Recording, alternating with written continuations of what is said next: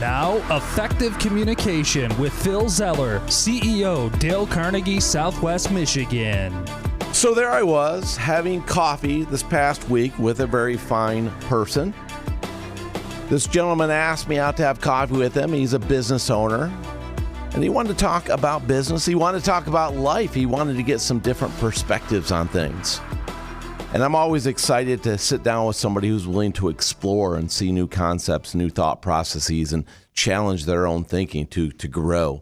Because those are the type of people that I love to surround myself in life, because they challenge me to even explore more so that I never get set in my ways. And as we're sitting there, we're having a cup of coffee, and he looks at me, he goes, I've got to share something with you, and I'm struggling with it. And I said, well, what is it? He goes, well, I don't know if you can help me on it, but something I don't like that I do. And I said, okay, well, if you'd like to share it, please go ahead. He goes, I do. I want to get your thoughts on it. He goes, you know, as we look around at all the people at this restaurant, and I look at that person over there, this person over there, and I look at that person, and I don't always have positive thoughts that go through my head. I look at some of these people and say, well, that person is this or that person's that, and I don't even know the person. And he goes, I don't like these thoughts running through my head. They're not productive. They create clutter in my brain. And I think to myself, am I a bad person? Am I a bad person because I look at these other people and I pick out things I don't like about them? And I said, well, let's think about, why do you do that? He goes, I don't know, but I don't like it. And I said, all right, then let's move on, because you know you don't like it. So you know what the problem is, and you know you don't like it. He said, well, it's a waste of my time. It's not productive.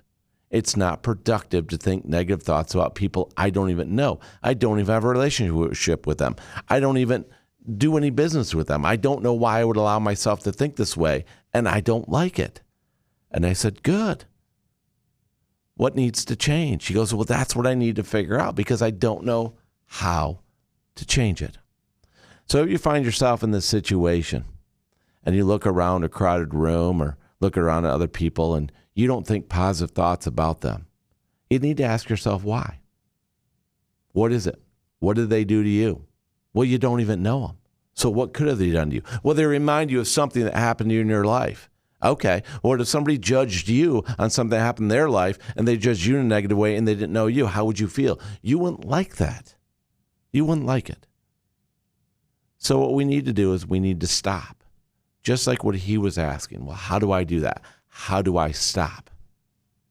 And I said, well, let's look at this logically. Look around this room.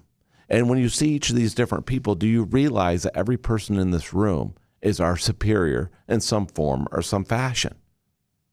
He said, how so? I said, they have skill sets we don't. They have experiences we don't. They know stuff that we don't. So in some form or fashion, whether we agree or disagree with what it is, they know more about something than we do. They have skills in areas that we don't. Would you agree with that? He said, yes, I would. That makes perfectly logical, good sense. And I said, then let's start there. Understand that if every person is our superior in this room in some form or some fashion, what is their skill set? What do they know that we don't? And is that something that could add value to our life? He said, well, I wouldn't know because I haven't talked to him. I said, exactly. That's what we must admit to ourselves.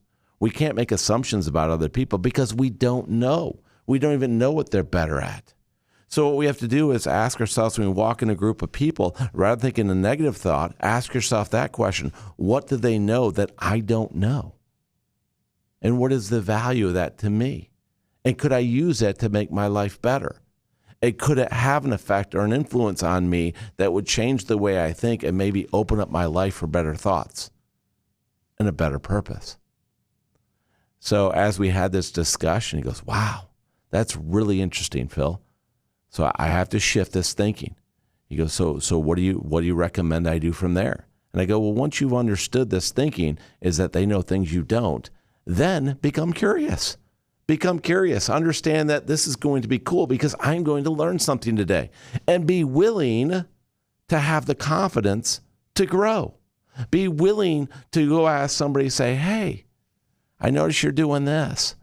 Tell me about that. How do you know how to do that? Become interested in them. And when you do this, they'll start to open up and dig. And if they say, I don't know why I do it, go further. You can go beyond that and say, yeah, well, you're doing this really cool. So why do you think that is? And get them to explore. So by asking questions and becoming an empathetic listener, you no longer have to think negative thoughts. You can think positive thoughts because you realize everybody can help you grow as a person if you let them. Now go make it happen.